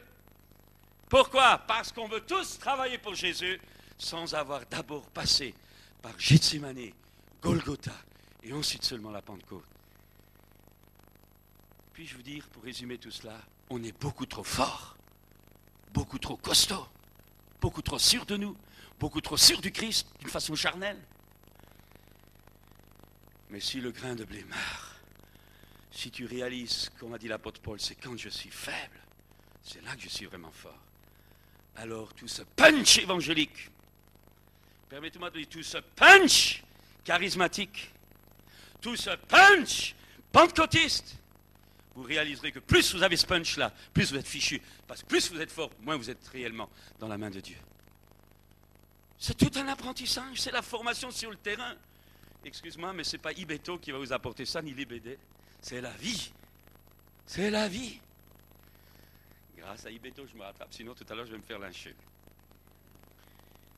Mais le nombre de gens formés intellectuellement, mais dont le caractère doit passer par le laminoir, le brisement, pour que par la mort, le soir, il est enfin le matin. Oh, vous savez, il y aurait des choses à dire, mais notre conception de nous-mêmes, notre conception des autres, et comment pouvez-vous en servir les autres si vous n'êtes pas mort d'abord à vous-même? Parce qu'en servant les autres, en réalité, vous allez vous servir vous-même en servant les autres. Il y a un humanisme qui est simplement la satisfaction de son propre ego. On veut faire du bien aux autres parce qu'en réalité, on se fait du bien à soi-même en faisant cela. C'est en réalité une satisfaction égocentrique qui n'a rien à voir avec l'agapé divin. Cet altruisme qui vient de Dieu, qui se réjouit uniquement pour la gloire de l'autre. Mes amis, oh, à partir de ce moment-là, l'autre aura un autre visage, l'autre aura un autre raisonnement, ou l'autre aura un autre aspect. À ce moment-là, tout ce que vous ferez sera de la compassion. Vous prierez pour les malades par compassion. Vous aurez une église que vous voudrez qu'il grandisse, non pas pour avoir beaucoup de gens, mais parce que vous avez l'amour des âmes. Et je hurle contre des statistiques qui ne sont pas motivées par l'amour des âmes. Pourquoi tu vas avoir une grande église? Pourquoi est-ce que je vais avoir une grande église? Pourquoi vous voulez avoir beaucoup de frères dans votre église? Pourquoi? Pour avoir une grande église ou parce que vous avez la passion des âmes et que vous voulez que cette ville de Toulouse soit gagnée pour Jésus? Toute la différence est là. Et vous pouvez utiliser les techniques les unes après les autres, la vision de 100, la vision de 1000, mais c'est quoi ta vision? Quel est l'esprit de ta vision? Quel est le cœur? Quel est le moteur de ta vision? Toi, ton église ou l'amour des âmes? Vous savez, il faut se réveiller. Il faut se réveiller. Tu as l'amour des âmes? Je te pose la question, tu as l'amour des âmes? Parce que si tu as l'amour des âmes, tout ce que tu es, tout ce que tu as, tout ce que tu fais, c'est pour le salut des âmes. Parce que Christ en toi te pousse à cela. Christ est sauveur. Et si Christ est rempli de... Tu es rempli de Christ, tu aimes, tu veux sauver les autres. Et si tu es un homme ou une femme qui n'évangélise pas, laisse-moi te dire que je doute presque de ta conversion. Parce que tu ne peux pas avoir Christ et ne pas avoir l'amour des âmes. Parce que Christ en toi aime les âmes. Et quand on voit le nombre de chrétiens qui n'osent pas évangéliser, qui n'osent même pas témoigner, qui s'en fichent, qui ne pensent qu'à eux, Seigneur donne, Seigneur donne. Mais comment voulez-vous que Dieu déverse sur eux son esprit? Mais il y a un veto de Dieu là-dessus. Ce sont des gens dangereux dans l'œuvre de Dieu. Mes amis, c'est pas que je vise quelqu'un parmi vous, je ne vous connais pas, mais je vous communique ce que j'ai un peu sur le cœur. Alors, conception juste de nous et des autres. Et puis, notre système de raisonnement, Dieu va se permettre de le toucher en apprenant à marcher par la foi, à compter sur l'invisible de Dieu face au visible négatif. Alors, je pourrais vous donner tout ce qu'on a fait. Vous savez, quand j'ai commencé, quand on m'a demandé de m'occuper de l'œuvre missionnaire, mais c'était fou, on n'avait rien. Il fallait ouvrir une école, il fallait acheter des terrains, il fallait acheter des Toyota, il fallait envoyer des missionnaires, il fallait ouvrir une école, c'était des millions. Et j'ai réalisé ce jour-là dans le stade, quand les anciens de 17 églises, maintenant il y en a un paquet, eh bien, quand ces anciens m'ont demandé de prendre le relais, il a fallu se jeter à l'eau. J'allais renoncer, refuser quand Dieu m'a montré. Il m'a dit, ces gens-là sont comme des brebis qui n'ont pas de berger, si tu les laisses tomber. Et à ce moment-là, je suis revenu en France et à partir de ce moment-là, j'ai commencé à voir le miracle. Une personne dont je n'imaginais pas m'accroche à la sortie du bureau, m'a dit qu'elle avait depuis des années mis de l'argent de côté pour l'Afrique et qu'elle me le donnait ce jour. Le jour où j'ai dit oui dans le stade, Dieu a parlé à cette personne. 800 000 francs nouveaux, 80 millions de centimes m'ont été donnés pour la première fois de ma vie. Moi, petit pasteur, on m'a donné un don de 80. Quand on me donnait 1000 francs, je croyais être le roi de l'univers. Et ça a commencé. Et ça fait maintenant 93, c'est la 10e année. À la fin de notre école biblique, il y a plus de 200 étudiants qui sont passés. À peu près entre 20 et 30 qui sont dans le ministère. Et puis les autres sont des chrétiens engagés. Il y a mieux, c'est sur un an. Mais je peux simplement vous dire, la radio qui tourne 24 heures sur 24, tout ça, c'est pas bien grand. Mais je peux vous dire simplement, avec les églises annexes que nous avons ouvertes, le travail, je peux simplement vous dire, je ne serais pas là aujourd'hui si ce n'était pas Dieu qui l'a fait. Je sais que Dieu est vivant. Mais je sais qu'il n'y a pas de raccourci. Et ce soir, je n'appelle pas des gens qui veulent prendre un raccourci. J'appelle au ministère, au service des hommes et des femmes, excusez-moi du terme, qui en veulent. Et qui sont prêts à payer le prix. Et cette église a besoin de ce genre de gars. Cette église a besoin de ce genre de filles. Cette église a besoin de ce genre de jeunes. Pas des mous, chewing-gum, mou, mais des gars, des filles qui en veulent. Des hommes adultes, des pères, des mères dans l'église. C'est un exemple pour les jeunes. Qui ne sont pas là toujours pour freiner, mais qui au contraire s'embarquent dans la vision. Vous savez, c'est merveilleux d'être chrétien. Mais il faut y aller. Alors, je dirais encore, dans cette marche en avant, Dieu va nous demander parfois d'être seuls, incompris, avec des charges financières, des églises, des charges d'hommes, des soucis, des trahisons, des abandons que personne ne pourra et ne voudra porter. En un mot, comme le dit le psaume 12, verset 7, la parole de Dieu sera éprouvée 7 fois dans votre vie comme dans la mienne. Ça veut dire quoi? Ça veut dire que simplement que tu seras testé dans les 7 domaines de ta vie. Tu seras, et comme vous voulez voir les tests, je n'ai pas le temps d'en parler, c'est la vie de Joseph. Il a trop parlé. Premier test, combien de gens qui disent « Le Seigneur m'a dit », je ne sais pas si c'est comme ça ici à Toulouse, mais alors chez nous, on a des gens, ils ont tellement de vision que je dis « Mais ce sont des téléviseurs portatifs, là. » Le Seigneur m'a dit, le Seigneur m'a dit, le Seigneur m'a dit, le Seigneur m'a dit, le Seigneur... Si réellement Dieu t'a parlé, tu te la fermes, parce que réellement les choses de Dieu, ça ne se communique pas comme ça. Et j'ai réalisé que ceux qui en reçoivent réellement de Dieu ont vraiment des difficultés à le partager. Parce que c'est inscrit en eux, au fond d'eux. Ce sont les choses personnelles qui les lient au Seigneur. Il y a des choses que Dieu m'a dit il y a 25 ans que je n'ai jamais dit et que maintenant je partage parce que je me sens seulement libre maintenant de les dire. Parce que quand tu parles trop, tu dépenses trop tôt. Et quand tu as dépensé trop tôt, la parole que tu as reçue qui était chargée de te nourrir ne prend pas racine. Et tu vas avoir des ennuis. Joseph, il aurait mieux fait se taire, il n'aurait pas eu de problème, mais il a parlé. Tellement de gens qui disent, moi j'ai le ministère ceci, moi j'ai le ministère ça, le Seigneur m'a donné ça, le Seigneur... Mais arrête de parler, prouve-le! Par l'humilité, par la disponibilité. Oh, vous savez, ce qui compte, c'est pas ce que vous dites, ce qui compte, c'est pas ce que Dieu vous a prophétisé ou ce qu'un homme vous a prophétisé. Ce qui compte, c'est ce que vous avez derrière vous. Votre autorité, c'est pas le plan que Dieu a pour votre vie, votre autorité dans ce monde, c'est ce que vous avez fait, pas ce que vous allez faire. Alors qu'est-ce que tu as derrière? Des divisions, des problèmes? Ou est-ce que tu as derrière toi la sécurité? Est-ce que tu as derrière toi la preuve de ton témoignage, la preuve de ton foyer qui tient, la preuve de ta famille, la preuve de ton engagement dans l'église, la preuve de ta stabilité, la preuve de ta personne? Qu'est-ce qui est derrière toi? Ce qui est derrière toi prouve ton appel. Ce n'est pas ce qui est devant toi. Il faut qu'on change les choses de nouveau. Maintenant, tout le monde court après les prophéties. Moi, je refuse maintenant de donner des prophéties aux gens personnels. Pas arriver de prier, je sais que Dieu me parle, je refuse. Les gens ne pensent qu'à ça. Prophétie après cause des divisions, des problèmes, à ne plus en finir. Il y en a assez. Prouve-le par ta vie et non pas par tes paroles. Mes amis, c'est ça la formation. C'est ça l'équipement au ministère. Il y en a assez de voir tous ces problèmes-là. C'est incroyable. Il y a des gens, ils ont tellement de vocation qui vous collent un complexe. Mais c'est vrai, moi. Mes amis, c'est important. C'est important. J'ai vu des gens à 25 ans être reconnus prophétiquement comme un ministère apostolique. Qu'est-ce que vous avez derrière vous? C'est ça votre autorité. Mes amis, c'est extrêmement... Dieu se permettre. Alors j'ai écouté, il a trop parlé, ses frères eurent la haine pour lui. Vous aurez de l'opposition, des gens sur qui vous compterez, vous aurez des Judas dans votre propre environnement. Joseph, à un moment donné, s'est perdu, il ne savait plus où il en était. Il a été jeté dans la fosse seul, mais là, dans la solitude, car vous serez seul. Dans la solitude, Dieu était avec lui, parce que le puits était sec. Dieu contrôle les solitudes de nos vies.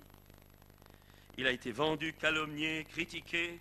Il a été testé spirituellement, moralement, sexuellement, physiquement, financièrement, sur la persévérance, testé dans son humilité jusqu'au bout. Et à l'heure de Dieu, il a été élevé. Il y a un temps de Dieu pour vous, il y a un temps de Dieu pour moi. Il y a des saisons de Dieu dans votre vie. Quand c'est l'hiver dans votre vie de formation, ce n'est pas l'été. Quand c'est le printemps, ce n'est pas l'automne. Et nous devons apprendre à distinguer les saisons de Dieu et les temps de croissance et de formation pour notre équipement. Alors je dirais encore pour terminer, Dieu va se permettre de nous demander de l'argent que nous avons. Dieu va se permettre de nous demander les biens que nous avons. Et j'insiste énormément sur l'argent, vous savez pourquoi? Pas parce qu'on va faire une collecte, je ne pense pas. Non. Parce que c'est la façon dont vous gérez votre argent qui montre la réalité de votre relation avec Dieu. Le reste, c'est du pipeau. C'est l'argent, c'est le nerf de la guerre. Si vous êtes lié par l'argent, vous êtes un idolâtre, et les idolâtres ne peuvent pas entrer dans le royaume de Dieu. Vous savez, on pointe du doigt les gens qui tombent sexuellement. On pointe les serviteurs de Dieu. On pointe sur des trucs comme ça. Mais le nombre de chrétiens liés par l'argent, là on n'en parle pas. Mais c'est la majorité dans nos églises. Ils ont peur, je le disais hier soir, la moitié des gens ne donnent pas les dîmes dans les églises. Ahurissant, mais c'est comme ça. Et on veut servir Dieu. Mais c'est la première chose qu'il a fallu que j'apprenne dans ma vie. Mon salaire, le salaire de ma femme au début de notre vie, c'était pour l'œuvre de Dieu. Nous gardions que ce qui nous était nécessaire pour vivre et on faisait attention à la dépense. Et tout le reste, 80%, c'était pour l'œuvre de Dieu. Et je remercie le Seigneur d'avoir lu les biographies de Muller et tant d'autres qui m'ont appris à me jeter à l'eau dès le départ. Je ne tiendrai pas le coup aujourd'hui. Alors, où en êtes-vous ce soir? Où en êtes-vous ce soir? Si je vous disais qu'en tant que mission, nos besoins sont énormes, et bien parce qu'on a appris qu'il faut aussi bénir les autres, nous soutenons, participons, j'ai visité les orphelins, ils existent 4500 orphelins en Inde, je les ai visités. C'est dans l'extérieur de la mission. Pourquoi? Parce qu'on a appris ça. Pas toujours penser à nous, aussi aux autres. Parce que Dieu bénit ceux qui bénissent. Je m'arrête là. Il y aurait beaucoup de choses à dire, mais j'aimerais dire ceci en lisant. Simplement, à la multitude, Jésus dit, venez à moi, vous qui êtes fatigués et chargés, venez vous faire dorloter, guérir, bénir. Et c'est vrai, nous prêchons l'amour de Jésus, nous guérissons les malades, nous chassons les démons, nous purifions les lépreux, nous ressuscitons les morts, c'est vrai. Mais aux disciples, à la foule, à nos réunions d'évangélisation, nous prêchons ça. Mais aux disciples, nous prêchons un autre langage. À la foule, Jésus dit, venez et vivez. Aux disciples, il dit, suivez-moi et mourrez. Il y a un tout autre langage. À la multitude, il dit, venez et recevez. Aux disciples, il dit, donnez. Plus on donne, plus on est heureux. C'est dans le don de soi-même que le secret d'une vie profonde. À la foule, Jésus dit, venez et vous vivrez. Aux disciples, il dit, suivez-moi et mourrez. Prenez votre croix.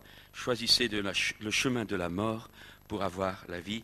En un mot, aux disciples, Jésus leur enseigne, plus nous mourrons, plus nous vivons. Et je n'ai pas le temps, mais je pourrais encore dire ceci. Quand vous regardez les paradoxes dans la vie de Jésus, celui qui est le pain de vie a commencé son ministère en ayant faim. Celui qui est la source d'eau vive a terminé son ministère en ayant soif. Il a été fatigué et cependant il est notre repos. Il a payé le tribut et pourtant il est le roi. Il a été appelé démon et pourtant il chassait les démons. Il priait, pourtant il est celui qui écoute les prières. Il a pleuré, c'est lui qui sèche nos larmes. Il fut vendu pour 30 pièces d'argent, mais il opéra la rédemption du monde. Il fut emmené comme un agneau à la boucherie, pourtant il est le bon berger. Il est mort, il a donné sa vie, mais en mourant, il a détruit la mort. Ce sont les paradoxes du chrétien, parce que le Maître lui-même leur a laissé une trace, un exemple. Le temps est avancé, mais je voudrais quand même vous inviter à vous lever un instant. Inviter un instant. Et avant que nous ayons le côté pratique, je vais résumer parce qu'il semble que nous puissions prier après pour la façon pratique de l'esprit. Je voudrais quand même que là, il y ait une réponse de votre part. Et que ceux qui demanderont la prière pour l'équipement surnaturel de l'esprit, eh bien, passent d'abord par ce chemin du renoncement à eux-mêmes. Il n'y a pas de raccourci dans les choses de Dieu. Avant la Pentecôte, il faut que tu acceptes Gethsémani, non pas ce que tu veux, mais ce que Dieu veut. Il faut que tu acceptes de crucifier le monde. Il Il faut que tu acceptes de crucifier la chair, puisque en Jésus-Christ, tu as été crucifié au monde. Il faut que tu acceptes cela. Alors simplement, un court instant, nous n'avons pas le temps. Là où Dieu vous a parlé, sur le point que l'Esprit de Dieu a souligné, soit au travers de ce que je dis, ou peut-être par phénomène de ricochet, Dieu vous a parlé sur un autre terrain. Alors que nous fermons tous les yeux, voulez-vous simplement lever votre main? Et cette main levée voudra dire, Seigneur, c'est vrai, aujourd'hui j'accepte. J'accepte d'abdiquer, j'accepte de me donner, j'accepte de renoncer, j'accepte de m'engager, j'accepte de vivre, j'accepte de monter sur l'autel, j'accepte d'être ton disciple, j'accepte Seigneur, j'accepte Seigneur, j'accepte Seigneur. Levez bien votre main. Oh, si cela vous fait peur, sachez que par vous-même vous n'y arriverez jamais. Mais faites confiance à Jésus, car avec le vouloir, il vous donnera le faire. Osez croire à son amour, osez croire à sa force qui agira puissamment. Il a parlé à votre cœur maintenant. Osez croire que son amour, sa puissance vont se déployer en votre... C'est lui qui va vous conduire, c'est lui dans votre faiblesse qui va être votre force. Ce n'est pas vous, c'est Christ en vous. Reposez-vous maintenant sur lui. Vous pouvez baisser votre main. Simplement, cette vocation, cet appel, ce désir de servir, cet engagement maintenant, vous le déchargez sur le Seigneur. Remettez-le lui maintenant. Remettez-lui votre Isaac comme Abraham a remis son don à Dieu. Remettez votre don, remettez ce désir même de servir. Dites, Seigneur, tu vois, je veux, mais je te le redonne. Pour que cela se fasse comme toi tu veux, et non pas comme moi je veux. Seigneur, merci. Seigneur, merci. Seigneur, merci. Vous pouvez vous asseoir. Je voudrais très vite maintenant survoler l'équipement pratique. Dans les dispositions de compassion, d'amour et d'engagement, je rappelle maintenant qu'il y a l'équipement, baptême dans l'esprit, il a été parlé, et l'équipement surnaturel, le fruit de l'esprit, j'ai mis l'accent là-dessus, maintenant c'est les dons de l'esprit, les capacités, à la fois les dons sanctifiés humains, les dons humains sanctifiés, aussi les dons spirituels.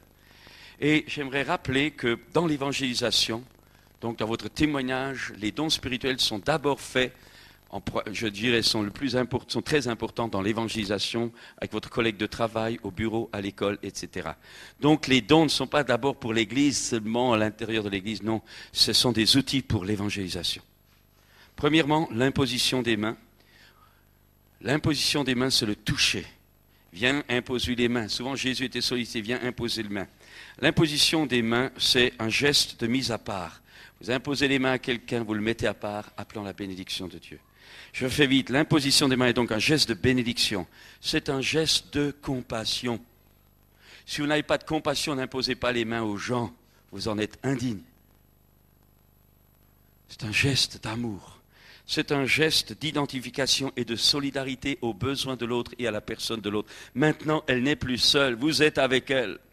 C'est un geste d'intercession, c'est-à-dire vous vous placez entre Dieu et elle. Si elle n'a pas la foi suffisante, vous vous placez entre le malin ou l'attaque et elle. Vous venez à son secours, vous êtes comme le sacrificateur qui a le nom sur la poitrine. Vous êtes là, maintenant vous prenez sa défense. Vous vous mettez entre elle et le problème, ou entre elle et le malin, ou entre elle et Dieu. Vous intercédez se mettre entre les deux.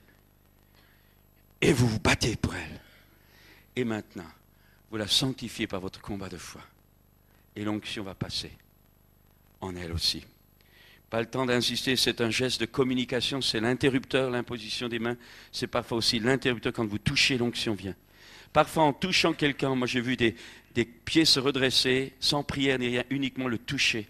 L'onction qui est sur l'orateur touche ou pénètre la personne. L'imposition des mains est souvent un moyen de communication. Jésus a dit en parlant de la femme atteinte d'une perte de sang, j'ai senti qu'une force est sortie de moi. Je fais vite. C'est à la fois un geste de communication de l'onction individuelle, mais c'est aussi parfois une communication communautaire quand l'onction se propage des uns des autres dans une même réunion. On voit l'onction de Dieu se déplacer. On voit des catégories d'onction différentes. D'abord mal de ceci, puis mal de cela, puis mal de ceci, puis mal de cela. On voit la diversité des onctions de guérison passer dans un auditoire, ou la diversité des onctions prophétiques se manifester. Le toucher, c'est également toucher le linge, le vêtement. La femme qui touche le vêtement de Jésus, je n'ai pas le temps de donner des témoignages, mais on ne le fait pas comme une relique. Ce n'est pas de la superstition, c'est dans la foi, conduit par l'Esprit que ces choses se font. C'est extrêmement important. Il y a également, Jésus dira, croyez-vous que je puisse faire cela? Si tu crois, a dit Jésus, tu verras la gloire de Dieu. Pour croire, nous devons savoir que Dieu le veut. Nous devons, au travers de la Bible, voir avec les yeux de la foi les réalités invisibles du Christ. Il nous a dit de Moïse qu'il marchait comme voyant l'invisible. La foi, c'est voir les réalités invisibles de Dieu, même alors que les réalités visibles de nos sens physiques nous disent l'inverse. Et cela, dans la communion, je précise bien quand même, et ça dans la communion du Saint-Esprit, parce que sinon c'est de l'imagination, sans fond, sans arrière réel. Croire, c'est voir dans l'esprit et proclamer avec notre bouche ce que je crois du cœur. Si tu crois dans ton cœur et que tu confesses de ta bouche, les paroles prononcées créent. Moïse marchait comme voyant l'invisible, c'est être sensible aux indications du Saint-Esprit à notre être intérieur et agir en conséquence.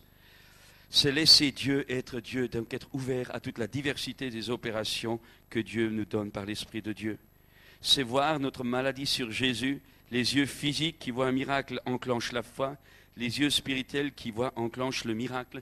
C'est ce que je vous ai dit hier soir avec Élie et Élisée. Je vous ai rappelé également hier soir, le toucher, c'est également parfois avec un geste. Pourquoi les gestes sont importants? Parfois on dit, mais ce n'est pas la peine de faire un geste, je peux rester bloqué simplement comme ça, tranquille. Mais il y a les gestes qui sont les prolongements physiques du geste spirituel derrière. Mon être intérieur se prolonge par le geste physique du corps.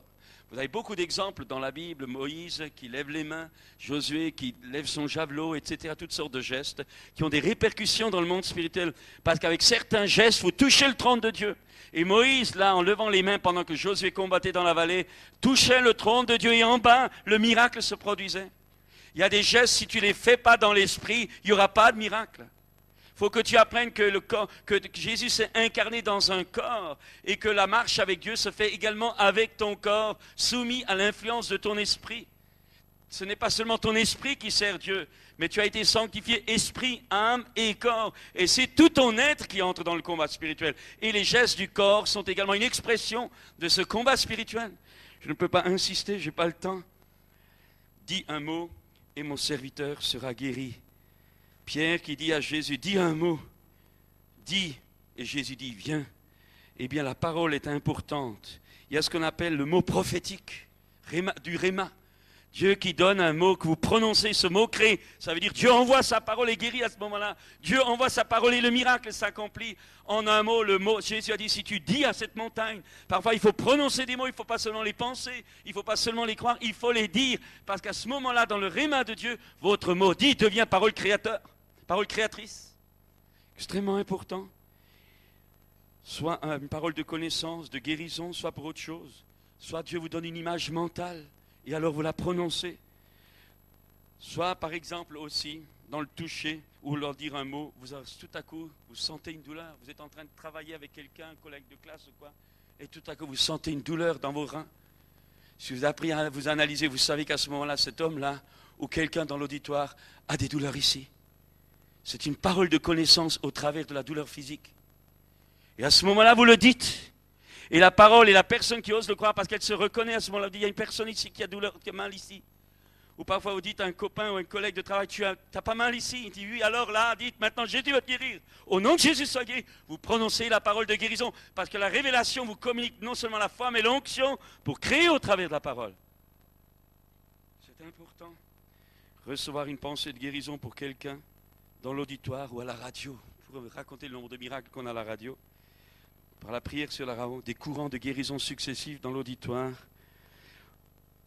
Là en Inde, j'ai vécu des trucs incroyables. Dire un mot, c'est également parler à un organe dans l'onction du Saint-Esprit. Dire à tel cœur physique, tu arrêtes tu refonctionnes normalement. Dire à telle vertèbre, vous vous réajustez. Dire à tel omoplate, tu te redresses au nom de Jésus. C'est dire et parler comme Jésus a parlé au figuier. C'est parler à la matière, c'est parler au vent, c'est parler à l'eau. Et la nature obéit. Je pourrais vous donner des témoignages. Si tu dis à cette montagne, a dit Jésus, dire c'est également ressusciter des morts. Et je veux vous dire quelque chose. Il y a une dimension intérieure que nous devons acquérir. Parce qu'en réalité, le jour où j'ai vu une résurrection de mort, ce jour-là, j'ai compris que c'était simple. C'était simple.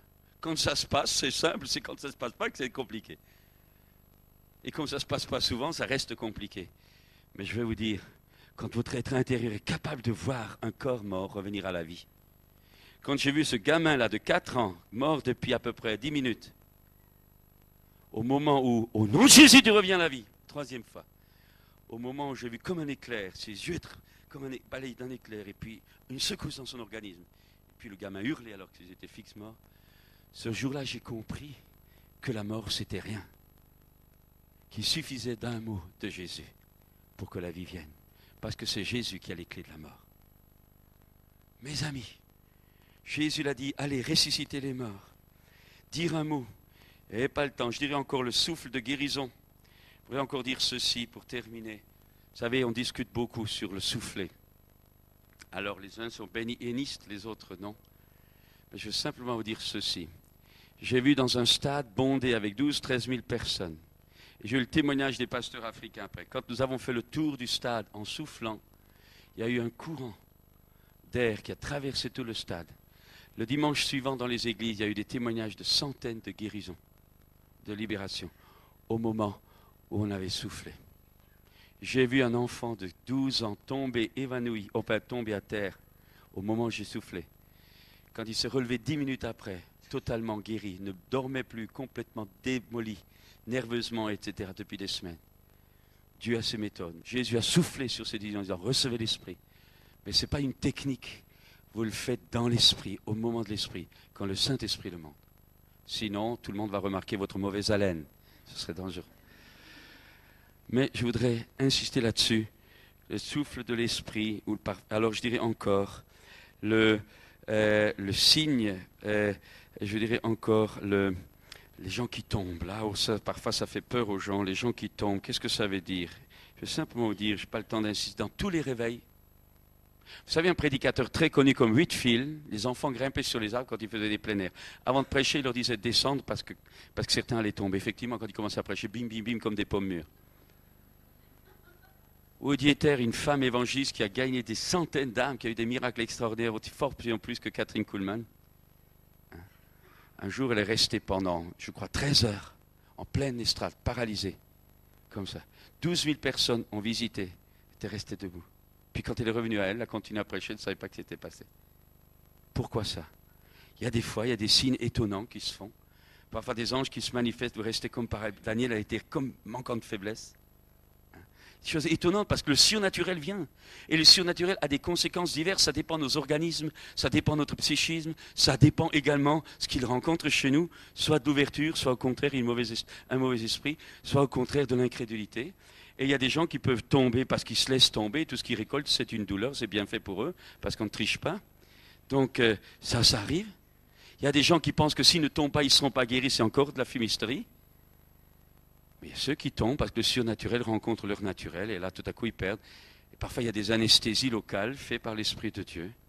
Parfois, il y a des réactions. J'ai vu un jeune tomber, je me demande au début que j'avais vu ça, pourquoi il tombait. Et puis, je l'ai laissé à terre, et j'allais le relever. Lorsque tout à coup, j'ai vu ses paupières qui commençaient à trembler, ses joues qui commençaient à trembler, ses mains qui commençaient à trembler. Et alors, je me suis arrêté, et alors, j'ai compris ce qui se passait. Le Saint-Esprit était en train de pénétrer, et il est en train de débusquer un démon qui était caché dans les profondeurs de ce garçon.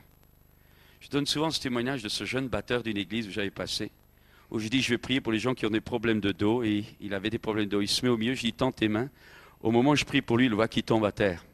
Ce n'était pas prévu au programme, mais au moment qu'il est à terre, voilà que tout à coup, il commence à onduler comme un serpent. Ce jeune avait un problème d'homosexualité depuis des années. Et le démon, au moment où la visitation de Dieu est venue dans son colonne vertébrale, le démon a été débusqué. On a chassé le démon de ce jeune, et puis il y avait le gars avec qui il commettait ces choses dans l'auditoire, qui s'est avancé, et lui aussi est tombé sous la puissance de Dieu. Le démon a été chassé et libéré.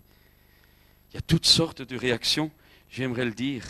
Mais il y a une chose qui est sûre, il y a des gens qui tombent, qui se relèvent, qui n'ont rien vécu, qui ne sont pas guéris, et qui se demandent pourquoi ils sont tombés. Et il y a des gens qui critiquent en disant, voyez, il est tombé, il n'a pas été guéri. Pourquoi?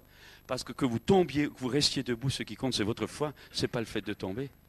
Et si tu tombes 100 fois, tu te relèveras non guéri. Parce que toutes les choses de Dieu ne s'obtiennent pas parce que tu tombes, elles s'obtiennent par ta foi.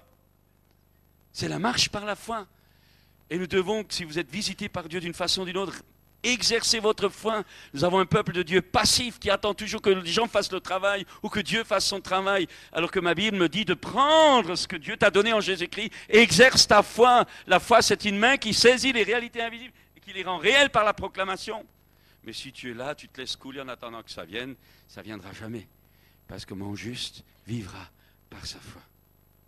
Alors, vous pouvez tomber, rien à voir. Vous pouvez tomber, avoir. Vous pouvez ne pas tomber, avoir. Et vous pouvez ne pas tomber, rien à voir. Tout est question de marcher avec Dieu. Alors, je terminerai maintenant en disant, vous pouvez tomber avec des fois actives, avec des résultats, sans résultats, s'il y a de la passivité. Mais j'aimerais également dire, quand l'Esprit de Dieu vient, vous pouvez réaliser toutes sortes de choses. Il y a peut-être une rougeur qui vous prend, des tremblements, la douleur, peut-être. Tout à coup, je connais des gens, avant d'être guéris, tout à coup, une douleur atroce à traverser tous leurs entrailles, et puis paf, guéri. Une fraîcheur, une chaleur. Quand on prie pour certaines personnes, commence à suer, à suer, à suer, à suer. Parfois d'autres, c'est une paix profonde qui est là. D'autres commencent à pleurer, il y a toutes les guérisons intérieures. Certains commencent à rire, on ne peut plus les arrêter. Vous allez me dire, il vaut mieux rire que pleurer. Mais chaque chose a sa cause. Et parfois les rires, ce sont des gens qui traînent des dépressions et qui, pendant une vague, une onction de rire, sont guéris jusque dans leur nerf physique. Ils ont besoin de rire parce que c'est le remède à eux. C'est le remède de l'esprit pour eux. Mes amis, alors maintenant, avec nos frères, nous allons arriver à la conclusion. La plus grande guérison, bien sûr, c'est le salut de l'âme. Mais maintenant, nous allons, dans cet esprit-là, proposer qu'on prie pour ceux qui veulent vraiment ces choses-là. Pas pour votre gloire. Je rappelle ce que j'ai dit, si vous cherchez votre gloire, vous y laissez votre peau. Mais pour la gloire de Dieu, on est d'accord ? Et comme Dieu n'est le débiteur de personne, il vous bénira. Vous savez, nous avons un maître qui n'est jamais le débiteur de quelqu'un. Et plus vous le servez, plus il se donne. Vous ne regretterez jamais. Le service de Dieu, c'est quelque chose qui est formidable. Moi, je n'ai jamais de sous en poche, mais je ne sais pas combien de voyages j'ai fait en avion. Incroyable. Et je ne demande pas d'argent à mon église. Je peux vous dire, ça vaut la peine de servir Dieu. Alors ne pensez pas que les exigences que je viens d'énumérer sont quelque chose pour vous couper le moral. Non, c'est simplement une porte dans laquelle vous rentrez. Et quand vous sortez de là, qu'est-ce que vous trouvez ? Un grand pâturage. Et vous mangez, et vous buvez, et vous vous resservez, sans rien payer. La grâce de Dieu. Amen. Alors qui en veut ? Levez un peu la main que je vois ici. Ça vaut la peine qu'on continue là. Vous pouvez baisser votre main. Alors je ne sais pas comment on va faire si un de mes augustes collègues là a une idée. Sinon oui, tu as une idée ? Alors on va se lever. On va se lever maintenant. Et peut-être tout simplement restant dans cet état de cœur. Et je crois que tout ce que vous avez entendu a dû susciter en vous une soif ou un désir particulier, peut-être quelque chose qui est précis en vous. Eh bien, je crois à toutes ces choses maintenant. Je vous invite à... Vous savez, le geste est important, je vous ai parlé de ça. C'est pour ça que nous levons parfois les mains. Il n'y a pas seulement les mains pour adorer Dieu, il y a aussi pour que vos paumes soient scellées par l'onction de Dieu. Il y a une onction sur nous. Rappelez-vous ce que je dis hier, il n'y a pas seulement l'onction de Dieu en nous, mais l'onction sur nous. Apprenez à toucher, pour que quand vous touchez, il y a des choses, je ne veux pas aller trop loin, mais vous savez, c'est des choses que j'ai pu voir. Alors on va lever nos mains vers le Seigneur. Et je voudrais que vous lui parliez librement. Si vous êtes gêné, écartez-vous un peu de votre voisin et dites au Seigneur ce que vous voulez. Parlez-lui maintenant. Parlez-lui du plein de votre cœur. Dites-lui, puis si les frères ont des pensées ou des choses du Seigneur, sentez-vous tout à fait libre. Parlez. Si vous ne savez pas, mais que le cœur est plein, parlez en langue, quoi. Allez-y, simplement. Ayez faim de Dieu. Exprimez à Dieu votre faim. Dites-lui que vous voulez qu'il vous touche ce soir. Dites-lui que vous voulez une communication de l'onction, que vous voulez des communications de dons. Pas des dons pour être vus, mais des dons pour être efficaces dans la compassion que vous avez pour les autres. Demandez au Seigneur de la compassion pour les âmes. Demandez au Seigneur l'amour des âmes. Demandez au Seigneur la vision des âmes qui se perdent. Demandez au Seigneur l'amour de son nom. Demandez-lui aussi la crainte de son nom pour que jamais vous fassiez quelque chose qui lui déplaise et que vous soyez ainsi protégés et gardés dans votre service. Que vous ayez le respect de Dieu qui vous fera fuir le péché quand il se présentera. Oh, parlez-lui, dites-le lui, simplement, mais dites-le lui. Oh, dites-le lui de tout votre cœur. Oh, Seigneur, tu viens maintenant. Esprit de Dieu, tu viens, tu vois les cœurs. Nous voulons être là comme Élie, on te dit, Seigneur, tu vois, c'est sur ta parole. Seigneur, c'est sur ta parole. Eh bien maintenant, envoie le feu, mon Dieu. Envoie le feu maintenant.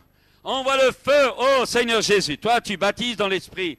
Toi aussi tu renouvelles. C'est toi qui donnes le don de l'Esprit de la part du Père.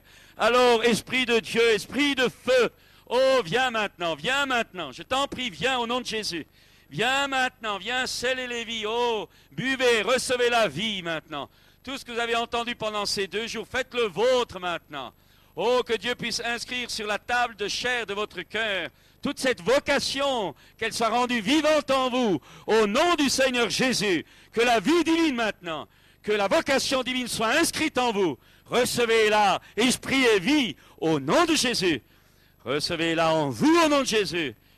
Oh, que tout joug d'opposition soit brisé maintenant, rompu dans votre vie. Oh, Esprit de Dieu, Esprit Saint, Esprit de force, Esprit d'amour, Esprit de sagesse. Viens maintenant, au nom de Jésus, viens maintenant. Viens maintenant, viens. Oh, viens. Dès que vous le pouvez, commencez à parler en langue. Oh, viens, au nom de Jésus, viens. Oh, viens, commencez à vous libérer, parlez en langue forte si c'est nécessaire. Viens maintenant, viens. Esprit de Dieu, viens. Que ce soit une chambre haute ici, viens. Oh, viens, Esprit de Dieu, viens. Au nom de Jésus, je t'en prie, cher Saint-Esprit, viens. Oh, agis, oh, parle, communique. Que le caractère, que la puissance de Jésus soit communiquée dans les vocations diverses, dans les ministères divers. Oh, au nom de Jésus, je vais peut-être demander aux serviteurs de Dieu de circuler, de se laisser guider pour imposer les mains, parce qu'on ne peut pas faire avancer tout le monde, je ne sais pas.